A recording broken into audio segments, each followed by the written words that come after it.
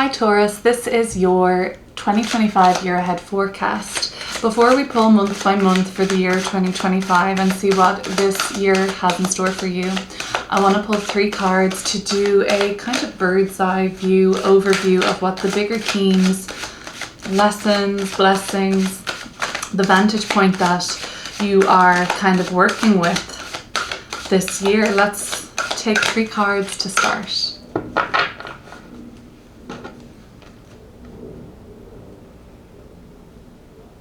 If you're joining me for the 2nd or 3rd or 4th, possibly even 5th year doing these readings, welcome back. And if you're new here, welcome.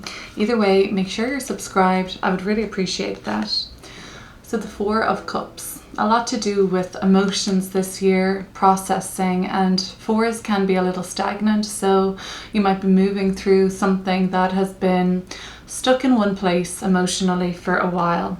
And we've got the 5 of Cups right after that. And finally, the 5 of Swords.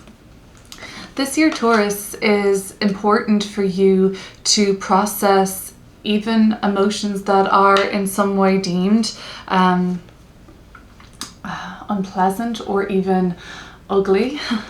So it sounds to me like this year overall, I'm sure there's going to be highs and lows for everybody, but for you it seems like you have got the power this year to really do that shadow work that we always hear about. We always hear about this famous shadow work, and really what can be found in the shadow is actually our greatest gifts and a lot of potential there. Whatever it is that we kind of deny or look past in ourselves can really be where our most unique gifts that we're bringing to the table are stored. For example, potentially denying a creative talent of yours for fear of being seen, or potentially, not wanting to express yourself.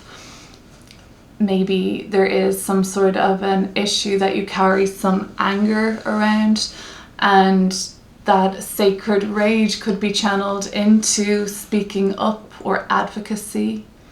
There's so many things that can be found in the shadow. For example, myself, I probably always wanted to try to be nice and seek approval from others as a form of validation. And when I kind of uncovered the shadow aspect of myself that I'd been denying, which looked a little bit more like, no, I don't agree, maybe slightly more contrarian, it helped me to integrate that and find myself, my truer self, really. And it helped me know what I stand for and what I don't. There's just so much potential for you this year to uncover something about yourself that's been hidden, as well as a truer sense of self emerging.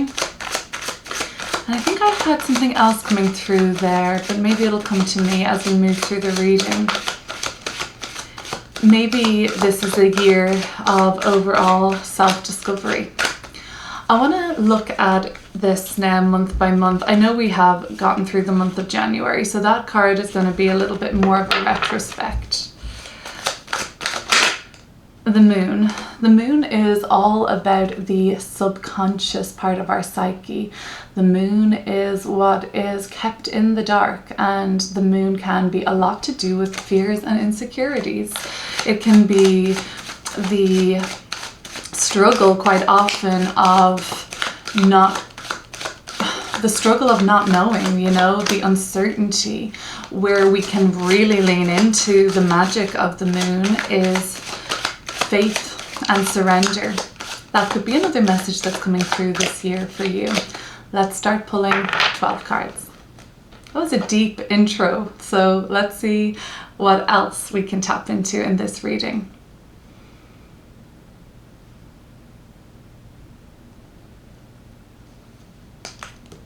But of course, the moon is a lot to do with the inner world and emotions, right? We have the 2 of Swords coming through for January, a tricky decision. Knight of Cups, very dreamy, romantic energy for February. the High Priestess with a big old moon above her head. And this is very much about that intuitive, introspective quality that is going to be emerging for you probably right about now. The Nine of Wands too, it's funny because we've got the moon in Libra here, we've got the moon in Sagittarius, Four of Cups was the moon in Cancer. All of this lunar energy tells me that this is, the first half of the year at least, is a lot to do with inner world processes. The Two of Cups, relationships coming through in a bigger way for you in the month of May, and then we've got the Ten of Swords for June. And this is already showing me that June is the turning point for a cycle to complete for you. And this critical turning point is where the light starts to flood in again. Let's see what comes through for the second half of the year.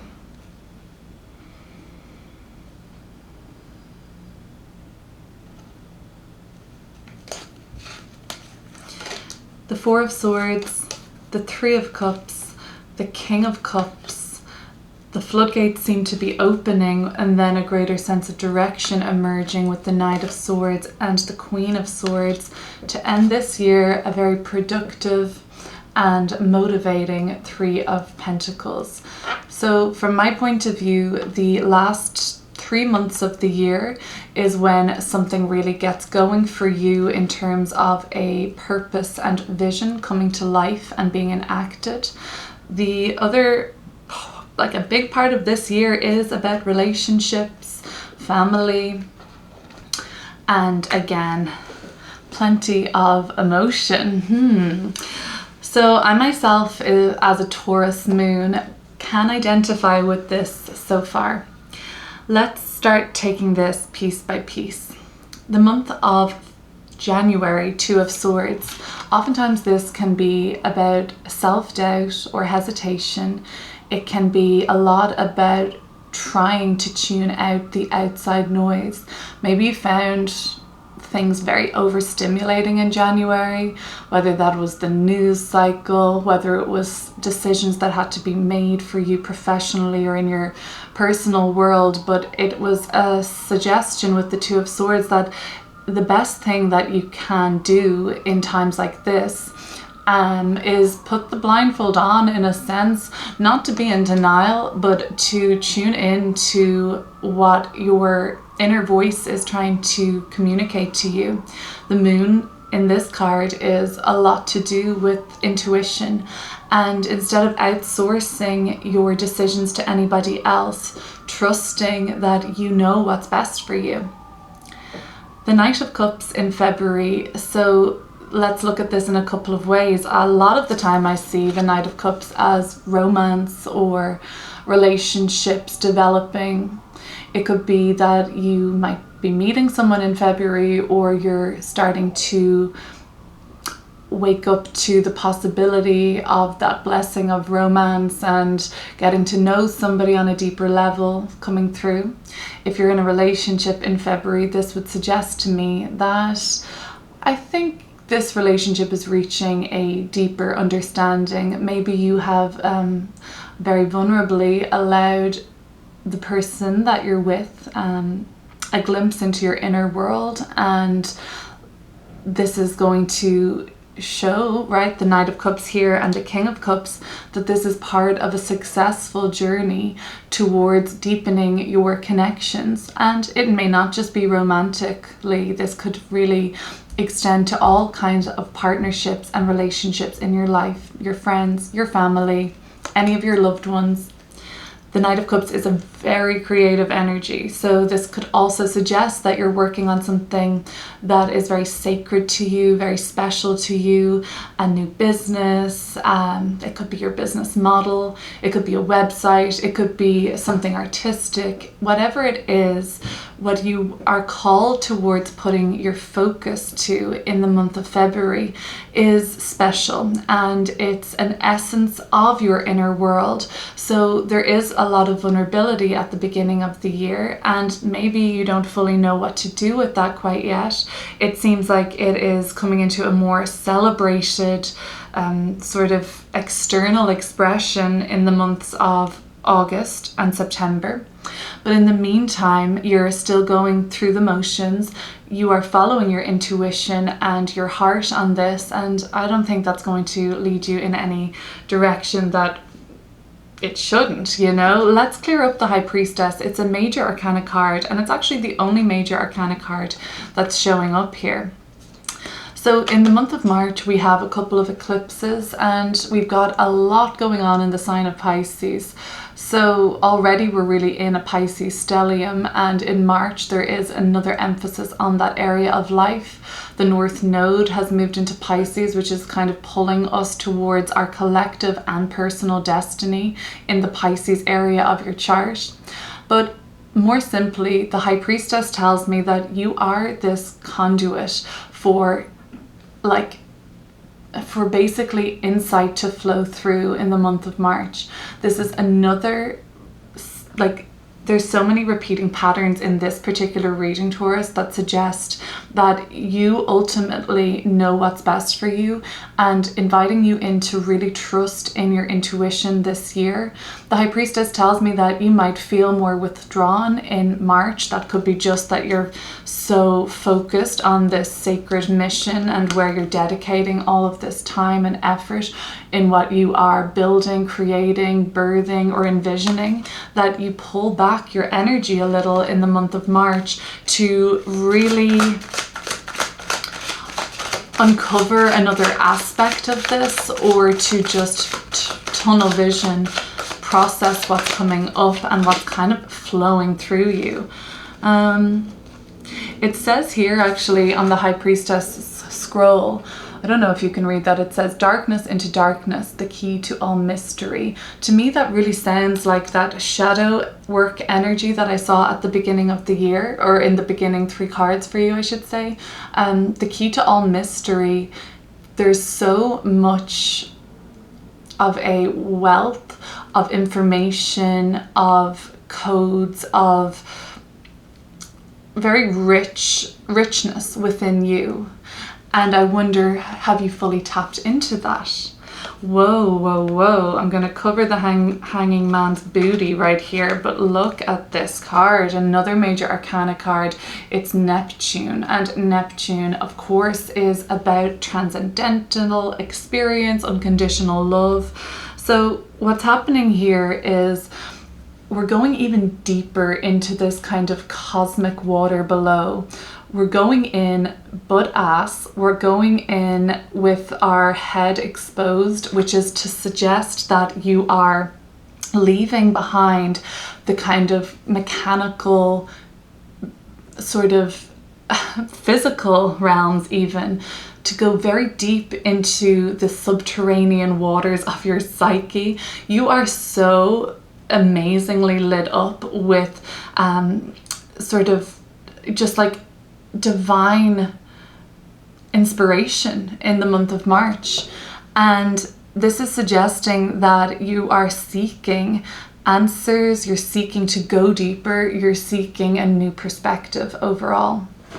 That is exciting. It's also pretty major, but you're doing this confidently. You are the seeker, and you want to go deeper. And the hanging man or hanged man surely is evolving from the High Priestess to tap in deeper to the mysteries of what the heck is going on. Will we ever know? Maybe it's meant to be always a mystery, but if anyone knows this year, Taurus, it looks like it's you. So the 9 of Wands, some fire now, I think, spicing things up in the month of April. And I think the main message here for the 9 of Wands is don't give up in April. You're really close to the finish line at this point. The 9 of Wands is all about stamina and strength, and you're really close to breaking through to the other side or completion of a goal. It's very much the last mile of that marathon, or perhaps you're at the end of a cycle, such as approaching the time where you're birthing something into the world, where something is getting ready to be brought forward. The suggestion is that there's still some steps to take in April, but the bulk of the effort and hard work has already been done by you, and this is just a suggestion that you really can rely on your strength, on your willpower, on your vision and your dedication to this. And it's another suggestion of the end of a cycle approaching. 9 of Wands and the 10 of Swords is coming pretty close. So the first half of the year shows a lot to do with the bringing to a close of a cycle, whereas the second part of the year, especially the last 3 months, shows where you're putting your focus into and seeking to be more productive around. And that might suggest that there's something kind of new emerging there as well. I would say it's at least fresher rather than something that's been going on for a long time, or maybe, you know, it's just something that you've also been working on in the first part of the year, but you couldn't give it your full focus because of how consuming and important what you've been working on through April looks like. The 2 of Cups in the month of May is a focus on your relationships. For some of you, a relationship is beginning at the start of the year, and that looks like it's deepening in a commitment or promise. For sure deepening in understanding and coming closer towards each other. Maybe you're already in a relationship and it's been something a bit more long term, or not even, but by the time the month of May comes around, you are really feeling this connection. This feels really blissful, really in tune, really aligned, and this is a great time for those kind of partnerships in your life. And maybe it's more so friends, family, or even business, but a special promise, a commitment is made in the month of May. So for June, the 10 of Swords, the Sun in Gemini. This June, the Sun will be in Gemini as always, and something about your mind has been made up.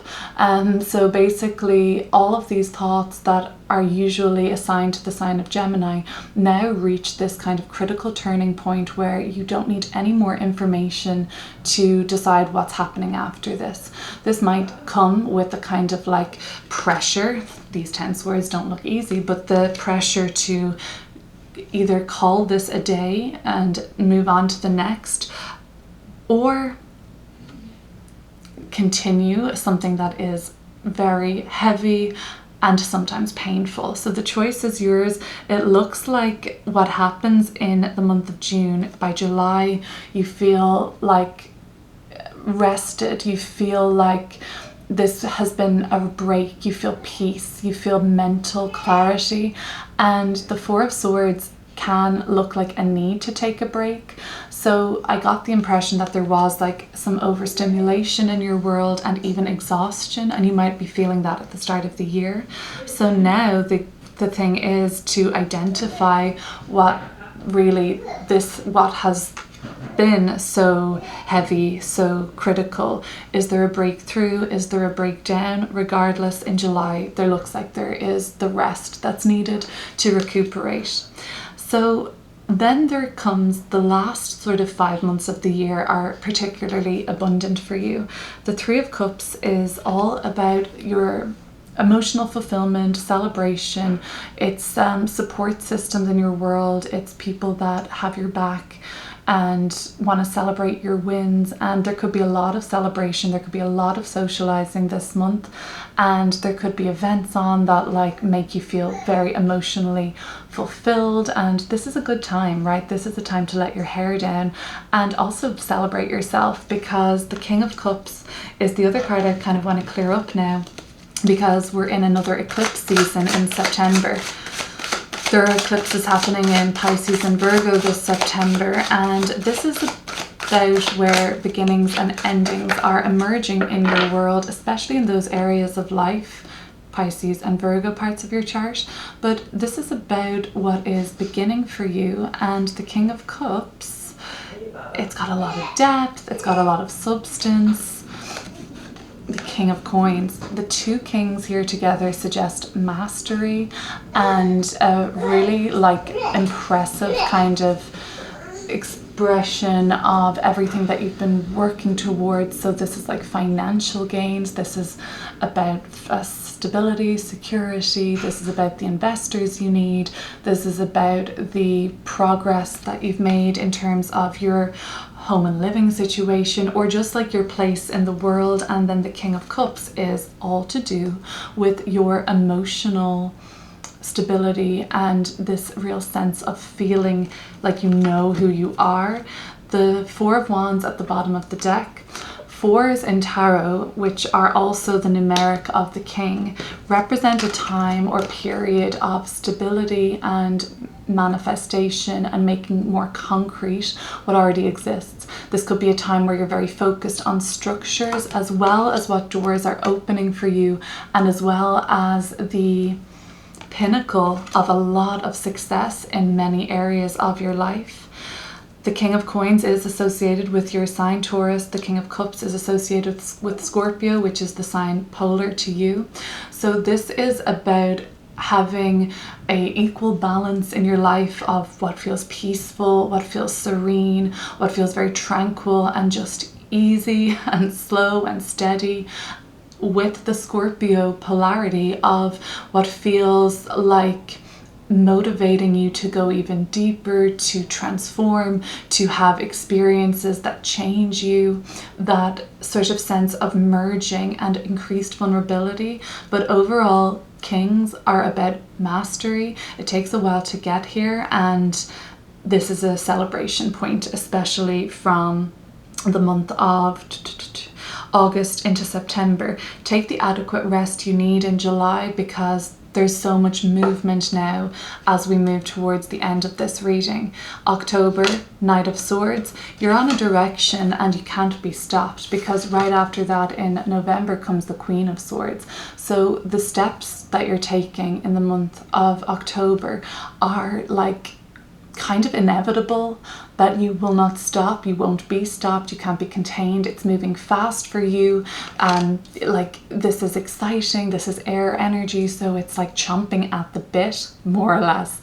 The Queen of Swords is about a vision for you at this point that like you can see it, it's so like channeled by you and it makes a lot of sense. You've kind of cut any of the fat off this, or trimmed the fat, or separated the wheat from the chaff, I don't know, but you've definitely examined this and kind of executed what your plan is, what your steps are, and it's a message or a product or an expression or something that you're doing that just makes so much sense to everybody, and it's kind of exactly what we need in the collective. This air energy is about insight and a vision and truth, a lot of truth, maybe some boundaries. That's something you might need to work on as you are sort of flying high. Both of these characters have these angel wings, and it just suggests the speed in which the ascension process is happening around you in those months.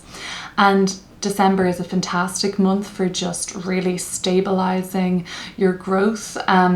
Growth is happening, but it's in a productive way where you're kind of like, you're growing and you're moving and things are evolving, but at the same time it's grounded in this earth energy of like finding a spot, like it lands, it's contained in a way. The growth is contained, and that's a good thing, I think, because this is about like something tangible, something real. So this could look like bringing something to market, this could look like creating a finished project, or it could just look like your team expanding, your allies expanding. It's a time of your skills being refined, and it is also a time of mastery, hard work, effort, which comes easy to you because this really means something and matters to you. Taurus, if you want to go deeper into what February and March of 2025 have in store for you, I'll link below a reading where you can find a little bit more of an expanded version of now into the near future and what's been going on in February already for you. But if this is all you're sticking around for, I wish you the very best this year, and I will speak to you soon. Bye.